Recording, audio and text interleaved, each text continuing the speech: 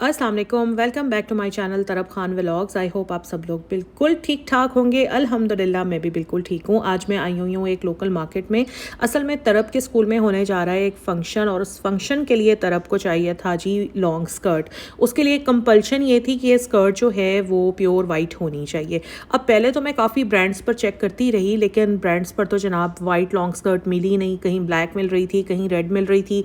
उसके बाद मैं गुलबर्ग गई, क्योंकि गुलबर्ग में भी एक स्पेसिफिक शॉप है जहाँ से ये सारा स्कर्ट्स वगैरह इस तरह की चीज़ें मिल जाती हैं। लेकिन वहाँ पर भी ना मुझे वाइट लॉन्ग स्कर्ट नहीं मिली। At the end I felt के यार ये मुझे अब बनवानी ही पड़ेगी, और मेरे पास हार्डली 2 डेज़ हैं।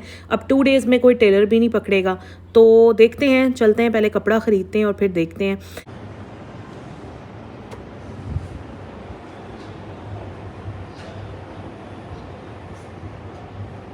यहाँ पर मैं जिस शॉप पर आई हुई थी, भाई इस भाई ने मजाल है कि एक पैसा भी कम किया हो।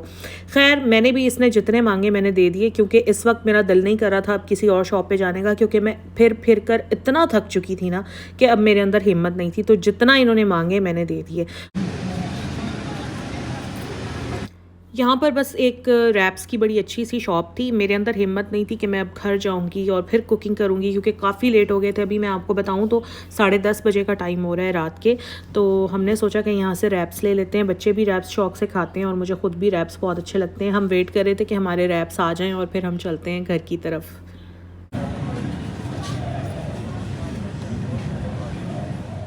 Welcome to next day in my vlog. और आटे में पड़ चुकी है जी सुरसुरी।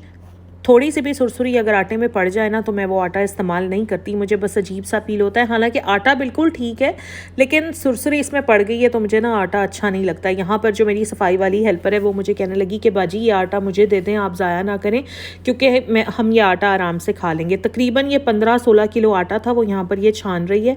छानने के बाद बस वो ले जाएगी अपने घर। वैसे आज मैंने अपने घर के लिए भी यही आटा गूंदा है।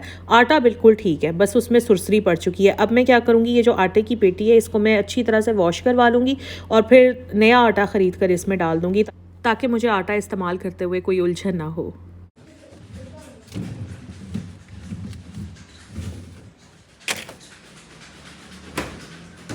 ये लो, उसको भी दे दो।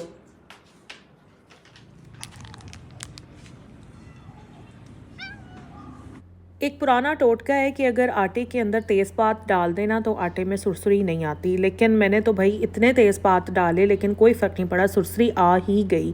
और हर बरसात के सीज़न में ना यही होता है, आटे में सुरसुरी आती ही आती है।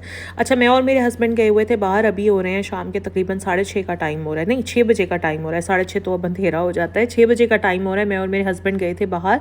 कुछ हमने ग्रोसरी करनी थी। वैसे जो मेन ग्रोसरी होती है ना वो तो मैं मंथ के स्टार्ट में ही कर लेती हूँ, लेकिन छोटी मोटी चीज़ें वक्त के साथ साथ ख़त्म होती रहती हैं और फिर आती रहती हैं। ख़ास तौर पर ये जो मेरी न्यू हेल्पर है ना सफाई वाली, उफ़ अल्लाह, ये तो इतना कोई चीज़ें वेस्ट करती है, आप लोग बिलीव करें।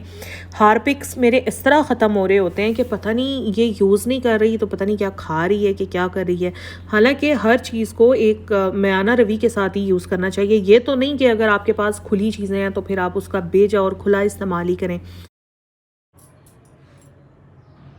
मैं बनाकर लाई हूँ चाय, और शाम की चाय मैं और मेरे हस्बैंड गार्डन में बैठकर ही पीते हैं, स्पेशली संडे वाले दिन। मैं जैसे ही चाय बनाकर लाई हूँ तो हस्बैंड ने यहाँ गाड़ी खोली हुई थी, और मुझे इतना कोई गुस्सा आता है ना कि जब मैं चाय बनाकर लाऊँ और मेरे हस्बैंड किसी काम में बिज़ी हो जाएं।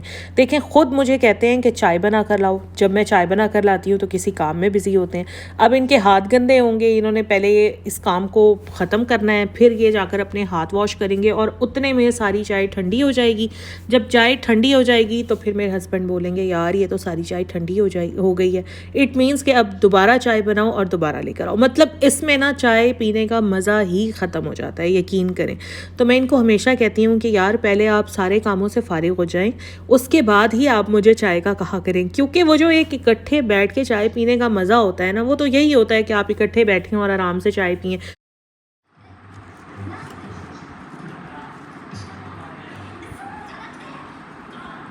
तकरीबन रात के 8 बज रहे हैं और मुझे आज बहुत ज़्यादा भूख लग रही थी, क्योंकि सुबह से आज मैंने कुछ नहीं खाया था। नाश्ता मैं वैसे ही नहीं करती हूँ, आज मैंने लंच भी नहीं किया था।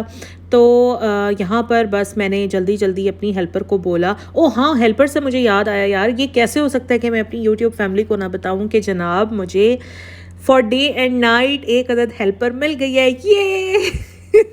इस पर तो सेलिब्रेशन बनती है, आप लोगों के साथ भी बनती है। And I am feeling so much relaxed finally after 2 months I got a helper अल्हम्दुलिल्लाह। और बहुत ही अच्छी बच्ची है, थोड़ी सी एज इसकी कम है।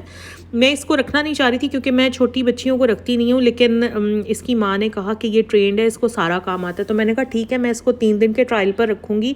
अगर मुझे लगा कि इसको सारा काम आता है तो ठीक, अदरवाइज़ फिर मैं इसको नहीं रखूँगी। वैसे इतनी भी छोटी नहीं है, तकरीबन 16 साल की है ये।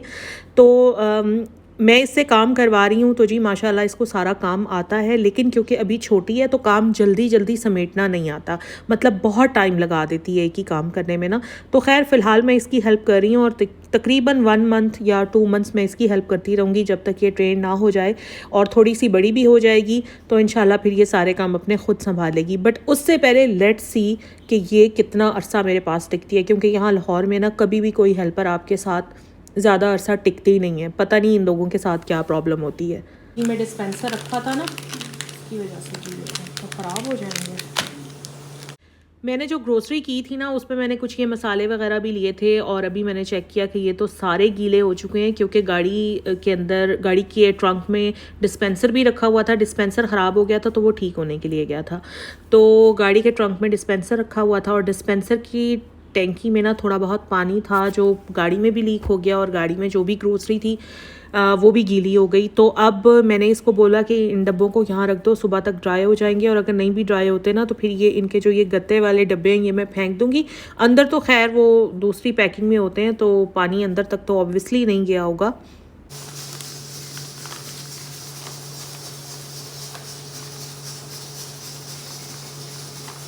यहाँ पर मेरी हेल्पर माइलो पाउडर डाल रही है जार में, और मैं अपने बच्चों को माइलो पाउडर ज़रूर देती हूँ। बल्कि मैं आप लोगों को भी बोलूँगी कि अपने बच्चों को यार माइलो पाउडर ज़रूर दिया करें दूध में मिक्स करके, 2 heaped spoon daily in a glass of milk. इसके अंदर बहुत सारे वाइटामिन्स होते हैं और आपके बच्चों के लिए बहुत ज़्यादा ज़रूरी होते हैं। चलें अगर बच्चे मल्टी वाइटामिन्स टैबलेट्स नहीं लेते या इनफ मल्टी वाइटामिन्स उनको डेली डाइट से नहीं मिल रहे होते, क्योंकि आजकल की डाइट्स ऐसी नहीं है, तो ये आप एडिशन एक कर सकते हैं बच्चों की डाइट में ना। इससे बच्चों के की जो मल्टी वाइटामिन्स की डेफिशिएंसी होती है ना वो पूरी हो जाती है।